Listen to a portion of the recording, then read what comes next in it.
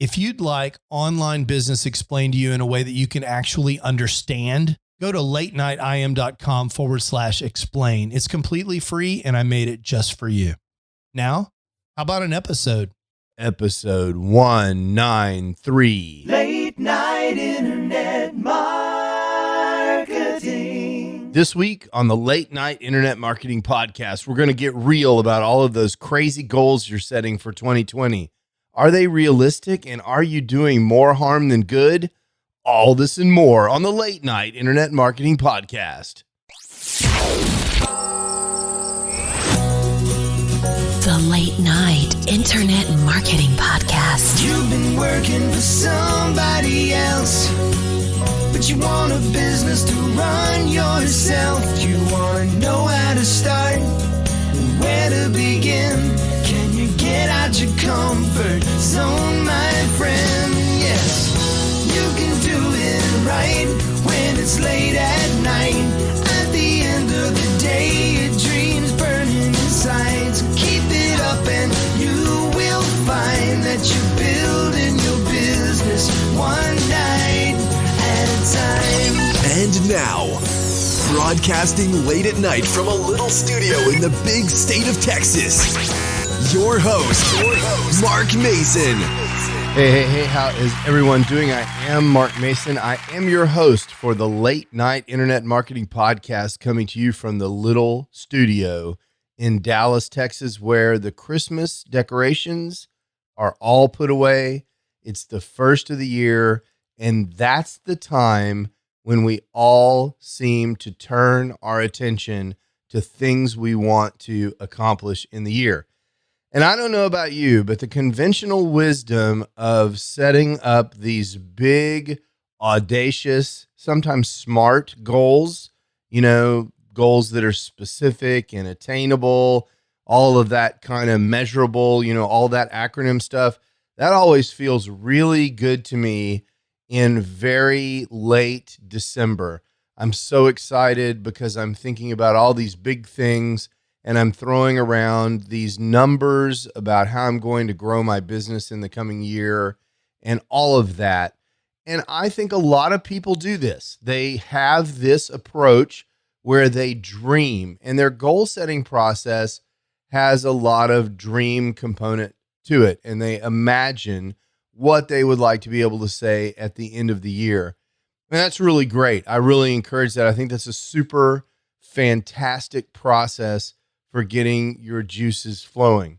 But I also talk to a lot of entrepreneurs who, at the end of the year, they haven't achieved their goals. And I'm certainly one that falls into that category. A lot of times I have set goals in December of the previous year, and I get to December of the following year, and I didn't even come close to really working on the goal. I just didn't keep it in front of me. I didn't execute.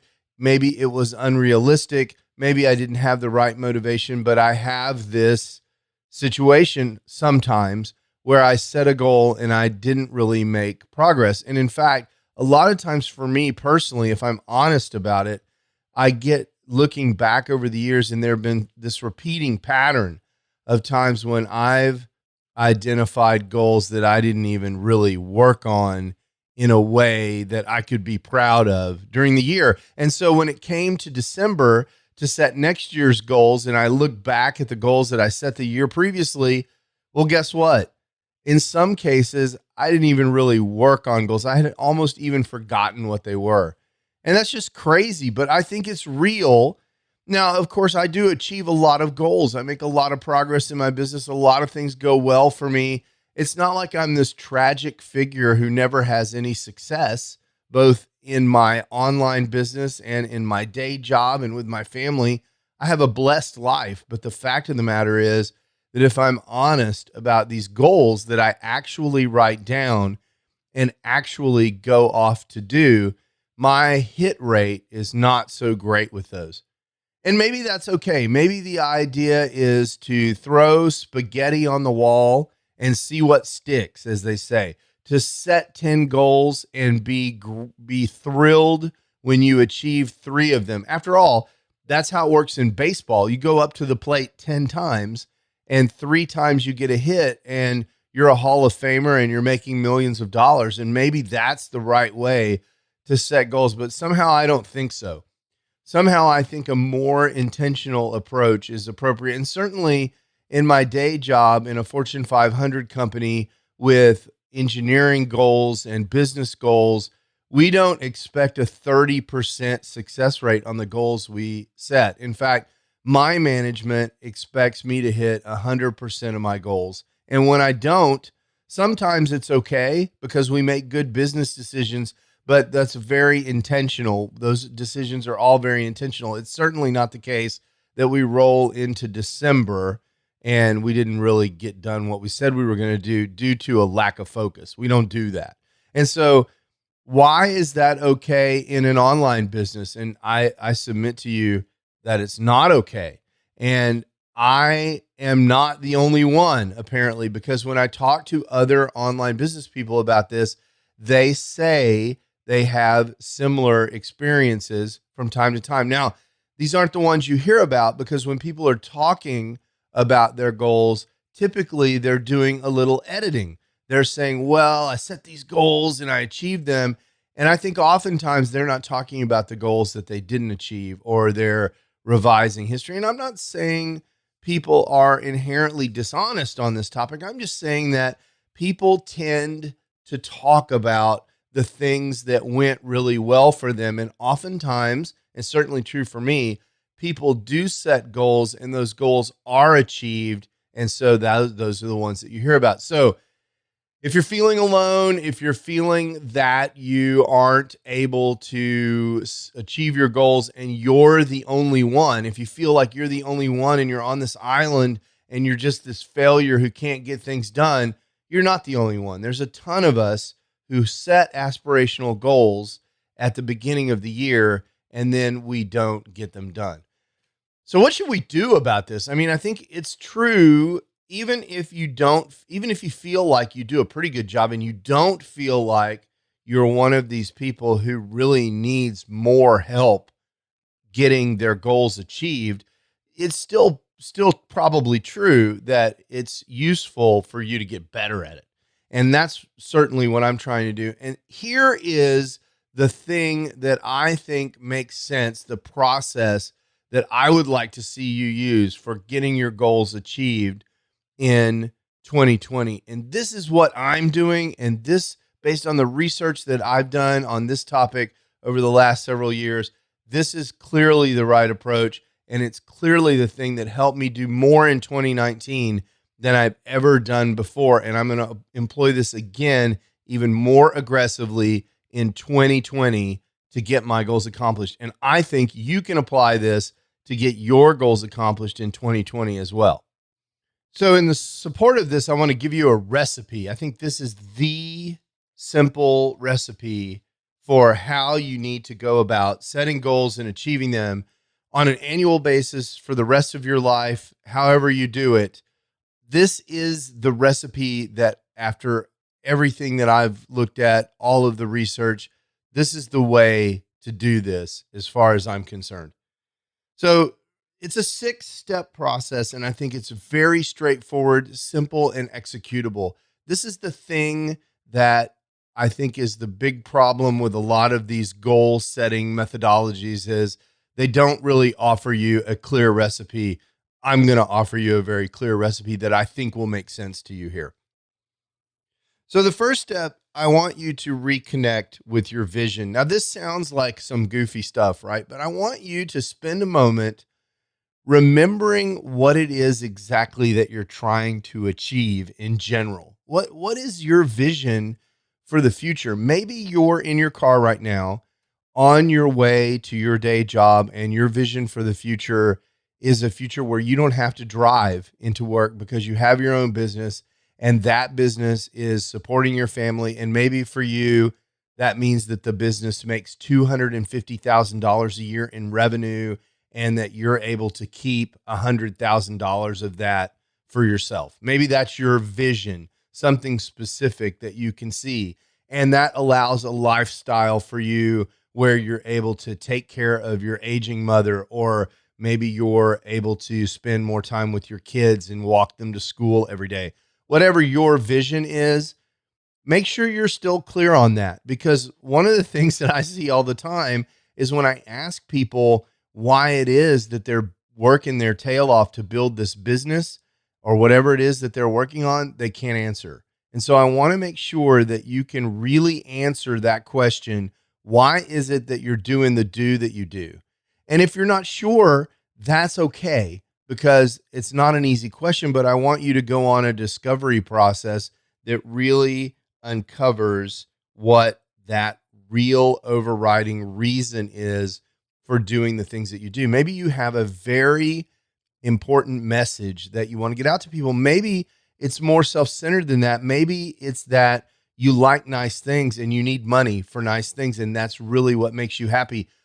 There's no judgment here, but you need to be clear on what it is that's fueling your journey while you're doing what you're doing, and make sure you have a vision for what that looks like.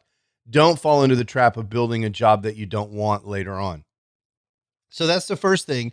And that's an exercise that's best done in writing. So I definitely recommend that you write that down and you revisit that from time to time and make sure that you still understand why it is that you're doing what you're doing. And it's still true, because as you know, things can change. So that once you've got this, you're in this flow and you've got this idea of what the future is, I want you to imagine an outcome at this time next year that would move you along in the journey. So this is what you would normally think of as a goal for the year. I want you to think about a thing that could happen for you in this year. And if that thing happened, that would move you further along in your journey. So for me, I'll give you a concrete example and maybe it will help you. My business goals, my big vision is really about being successful, and that can mean a lot of different things, and helping people along the way. My vision is a lot more complicated than that, but the big picture is I want to be successful at what I'm doing online with late night internet marketing, and I want to help people along the way. And the one thing that I'm sure of that would help me do that, would help me be successful, would help me generate revenue to support the business and allow me to do the things that I want to do, would help people along in their journey, is to get my course released. And we're going to be talking about this course. It is coming out this year. You'll be hearing more about it, but it's an affiliate marketing course. I know that's a thing I need to get done this year. So I don't need to just release it. By the end of the year, I need to have released it. The marketing machine needs to be working for that course, and I need to have sold a certain number of copies. Let's pick a number. I have a number, but let's pick a number, 1,000 copies. So let's say by the end of December, I need to have 1,000 copies of this course sold and out in the wild. Okay, that's my goal. Your goal is going to be different, but you see that that's a goal. It's very specific and measurable, and it has a number, and it supports my bigger vision of achieving something that helps me be successful and also helps other people. That's kind of where I'm headed with that. And so you need something like that, something that you can really do in a year. Be careful not to pick something for this year that is something that you can't really achieve, or that's so far out of bounds that it's unrealistic. For example, I could say, by the end of the year, I want to have 5 courses and I want them to generate $500,000 a quarter. That's certainly theoretically possible. I mean, it's not outside of the realm of possibility, but given my life and my situation and the level at which I'm making progress, that's not a realistic goal. So I want to make sure that you stay dialed in on something that if you're able to achieve, you'll feel amazing about it, but it's not outside the realm of possibility. So that annual goal, that's where most people would normally have stopped. I think a lot of people stop at 2. They identify a goal, or they identify 10 goals, and they say, okay, these are my goals for this year, and now I'm done. I'm going to write that down, maybe if I'm lucky, and I'm going to put that away. And then by the middle of January or February, they don't even remember where they put that piece of paper. Okay, that's the problem. And that's the sticking point that I see for a lot of people. So that brings step 3. And I think this is really the key thing. And this is the teaching that you will find in a book called 12-Week Year. I want you to break that goal down into 4 consecutive steps that if you complete those steps, you are likely to complete that goal. So for example, if I'm going to have this course and sell 1,000 copies, I need to create and release the course. Okay, that may be step 1. I need to actually promote the course with a launch or some kind of big thing to get it out there to more people than just my list. That might be step 2. Step 3 might be I need to create an evergreen webinar funnel so that this course can sell on autopilot throughout the year and forevermore. And then step 4 might be I need to promote this new, proven, successful evergreen webinar funnel to affiliates so that I can grow my revenue. And by the end of the year, those 4 things will add up and meet my target of 1,000 copies sold. So that's the kind of thing I'm talking about. 4 tasks that you can split up into 12-week chunks that you can achieve during the year that will allow you to achieve this big goal. Now, suddenly it's more real. Instead of sitting at my desk late at night worrying about how in the world I am going to sell 1,000 copies of this course that doesn't even exist, now I'm just worried about the first of the 4 goals, which is getting the darn thing released, right? I'm not focused on goals that I can't even work on yet. I'm just focused on that first goal, that sub goal, that 1/4 of the task, which is getting the course out there. And that's what I want you to do. I want you to break your goal down into 4 major tasks that, when done in sequence, will result in the successful completion of your goal.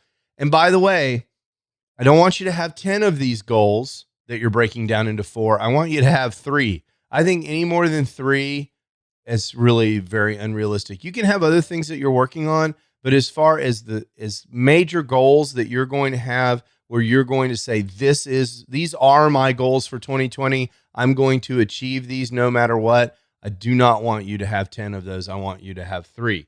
No way you're going to get 10 done. Okay.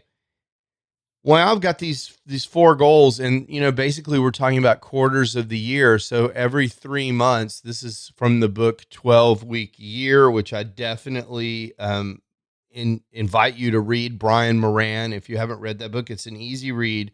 I want you to break those down further into 12 tasks. Now, for something like course creation, maybe I've got 8 modules that need videos created for them, and I've got another set of collateral that needs to be created, and I've got to get the sales page up, and I've got some other stuff that I've got to do, and that ends up, I'm able to break those into about 12 weekly tasks. That means that in week 2 of my 12 weeks, I know exactly what I need to do in order to get that done. Now, this is an amazing thing, because instead of being lost in this big goal where you're not sure what to do next, of sell 1,000 copies of something that doesn't even exist, you know that this week your goal is to complete module 2. It's really that simple, right? You've got something very specific to work on. And guess what you're going to do with that? You're going to commit, as part of this step, into breaking these down into what you need to do today. So every week you're going to be prepared on Sunday night. You're going to say, I know this week I've got to do task number 3 of these 12 tasks. And so that means tomorrow on Monday, I need to do the outline for module 2. Very, very specific action that you can take. Now, I'm not asking you to break all these down ahead of time. All I'm asking you to say is to pick a goal for the year, break it down into 4 chunks. And just with that first chunk, I want you to break it down into 12 weekly tasks that you can complete in the first 3 months of this year. And then when you get to the planning for your week, for this week, then I want you to go ahead and break that down into daily tasks that you need to complete tomorrow in order to advance that goal forward. It's going to be an amazing thing because once you do these things incrementally at the end of the quarter, you will be 25% complete towards this goal that you've set for the year. So that makes the fifth item that you're going to absolutely commit to execution every day. So here's where we are. We've got a vision. We've got a goal aligned with the vision. We know what we need to do this quarter so that we can achieve that goal at the end of the year. We've broken that down into weekly chunks, so we know what we need to do this week. And your commitment is simply that every day you're going to work on advancing those weekly goals. And this is completely consistent with what I've always said, which is work on your business every day. It's very clear that for that day, you're going to wake up and you're going to have 1 or 2 or 3 things that you need to do no matter what that day to move that weekly goal forward so that by the end of the week, that goal is complete. And then finally, the final tip that I want to give you is a bonus tip. I want you to develop something that's called atomic habits. And we'll probably talk about atomic habits in another episode. This is a very popular book right now by James Cleary. Atomic habits are the idea that I want you to change your very small habitual behaviors so that you develop habits that support the completion of your goals. And without going into a lot of detail, one simple atomic habit that you might develop is the nightly analysis or the nightly preparation to decide what it is that you need to complete tomorrow so that you can get your weekly goal done this week, so that you can get your quarterly goal done for the quarter. Every night, how do you develop that habit of sitting down with your planner or with Outlook or with Google Calendar and deciding what it is that you need to do tomorrow so that you can achieve this annual goal? See, I think that is the big disconnect, right? The big disconnect is we're really pretty good at setting these annual goals, and we're often not so good at deciding exactly what we need to be doing right now in this moment or in the moment tomorrow, the exact task that we need to be doing, the tiny little task that advances this ginormous goal that we set back in January. And so we lose focus. Atomic habits will help you deliver this kind of result. And the way you'll do it is with something in the book called habit stacking. You will develop supporting habits that will get you to the place where every night, without fail, you're listing the things you want to get done tomorrow so that you can achieve this annual goal by December. So that's my recommendation to you. That's how I want you to get it done. I want to summarize, I want you to reconnect with your vision. Make sure you know which direction the ship is heading. Then I want you to imagine up to 3 outcomes that you would like to be able to celebrate at the end of the year, at the end of 2020. We're going to call those big goals, but they're not going to be like the goals that we used to have, because in the third step, we're going to break each goal down into 4 clear steps that you can execute during the year, that if those 4 clear steps are executed, that goal will be achieved. And then we're going to break down each one of those steps into 12 weekly goals.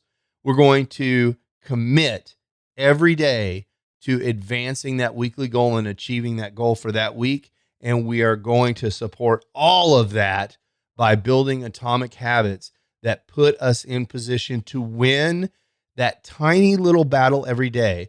Because if we win the tiny battle every day on the tasks that we need to do in order to make it through the year, then we will win the war that we wage against these goals every year.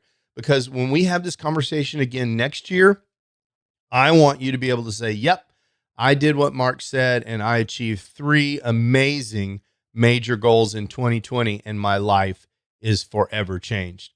Until next week, I hope you have an amazing 2020. Ciao. You can do it right when it's late at night. You've been listening to the Late Night Internet Marketing Podcast. Be sure to visit lnimpodcast.com today to leave feedback for Mark. Download special bonus content, access the show notes, and more. See you there. Until then, go and make some great progress on your internet business, one night at a time. Building your business one night at a time.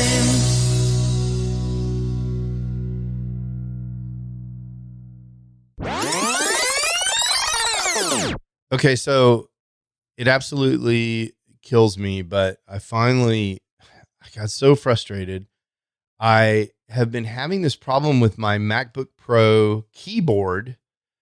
Yes, the keyboard. I got one of the original MacBook Pros back in 2016. It was the new keyboard. I have a late 2016 model, and I went and I bought that when it came out, and I loved it. It was the first Touch Bar Mac. I love my MacBook Pro. I don't hate the keyboard like so many people that you hear about, but keyboard reliability is known to be an issue with these Macs, and my keyboard started having one of the classic problems, which is you hit a key and you get two key presses. So I might be typing THAT and the word that, and I might get 4 or 5 T's in that word. So that's not acceptable. So I kept kind of working around it. Spell check helps a lot, of course, because it eliminates the double T. But finally, it got so bad, I had to call Apple. And of course, I buy Apple Care on all my MacBook Pros, but this is a late 2016 model. It's 2020. So that has expired long ago. And so I had to send it in. But the repair estimate, the keyboard is still covered, but there's another problem with the MacBook Pro, which I personally consider a design weakness, which is the Thunderbolt ports are loose due to wear, just due to use. They're kind of shaky. You can kind of move them back and forth. When you put a USB-C cable in my MacBook Pro, you can wiggle it a little bit. And that is super annoying because if you've got some high-speed peripherals attached to your MacBook Pro, then they will disconnect. And I have a ton of stuff. I have my setup at home. I have a CalDigit Thunderbolt 3 hub, which is a really nice Thunderbolt 3 hub. And then I have a Sonnet Breakaway graphics eGPU puck that I use for when I'm rendering video. I have 3 cameras connected by USB. I have my Rodecaster Pro connected, which I'm talking on now. I have a second monitor connected and a couple of drives. So I've got all this junk connected to my MacBook Pro through this one Thunderbolt cable. So the fact that it's a little jiggly was getting really annoying because I'd be in the middle of doing something and I'd bump the cable and the drives would disconnect or something like that. It's completely unacceptable. So I sent it in, and the repair estimate, when you send it in, they hold on your credit card when you're out of warranty like I am. They hold the maximum amount that the repair could be, and that was $900. And I was like, oh my gosh. So I don't know if it's going to be $0 or $900, but that sounded like a lot to me. On top of that, I'm having to send my MacBook Pro in. And so now I'm MacBook Pro-less. And yeah, we've got some iMacs around the house, and I have a Mac Mini that I use as a server, but that I can work on. But I need my MacBook Pro. I was just like, oh my gosh. So I broke down. I went to the Apple store and I bought a new 16-inch one, which I really wanted anyway. And I justified it because maybe it's going to cost me $900 to fix the other one, which I'm not going to do. Or I can trade it into Apple for $900. So that covers at least a third of the cost of the MacBook Pro that I bought and the faster video rendering and everything that it'll give me. I just made some completely bogus argument to myself that I deserved the MacBook Pro and that it would pay for itself.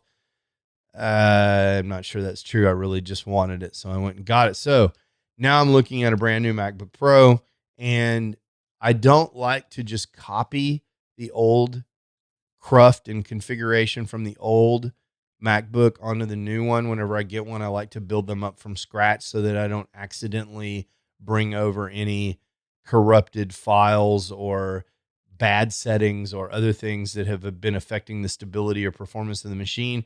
So I've been madly reinstalling software, finding old licenses and all that kind of stuff, and doing that over the Christmas break. So I'm up and running. This show that you're hearing was edited on the new MacBook Pro, and I have to say it's pretty awesome. I love the 16-inch screen. I love the new keyboard. They improved the keyboard. It's less thin, so the keyboard travel is increased. The keyboards are more like the old keyboard, kind of like halfway in between the very old Mac Pro keyboard and the most recent, the 2016 MacBook Pro that I had. So it's a nice compromise. Very excited about that. And best of all, the USB-C Thunderbolt ports are rock solid, airtight, no jiggle. So I am very happy. So that's what I've been doing. Hope you guys are having an amazing holiday. Talk to you soon. Late night internet marketing.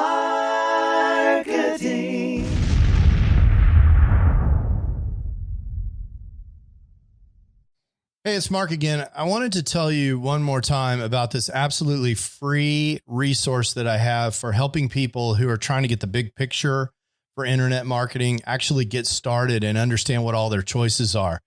If that's not you, there's no more content. You can skip to the end. But if you're someone who came to this podcast because you're searching for how to get started online and you just can't cut through all the noise, I get it. That was me in 2007 when I was trying to get started. There were so many people throwing offers at me that I really couldn't even understand what all the different business models were. I couldn't understand how money moved around on the internet. And I couldn't really get a grip on what direction I wanted to go in so I could figure out how to move forward. I've created a free video resource for you just for that purpose at latenightim.com/explain. In several short videos, I just explained to you what internet marketing is all about and what online business is all about and the different options that you have for starting an online business. There's nothing to buy there. You just sign up for access and you get the videos just like that. So if that's interesting to you, or if you know someone who's in a same situation, send them that link, latenightim.com/explain, and let me know what you think. I'd love to hear what people are thinking that are in the exact same position that I was in more than a decade ago in 2007. In some ways, it seems like yesterday. And in some ways, it seems like an entire lifetime ago. Again, that's latenightim.com/explain. Late night internet marketing.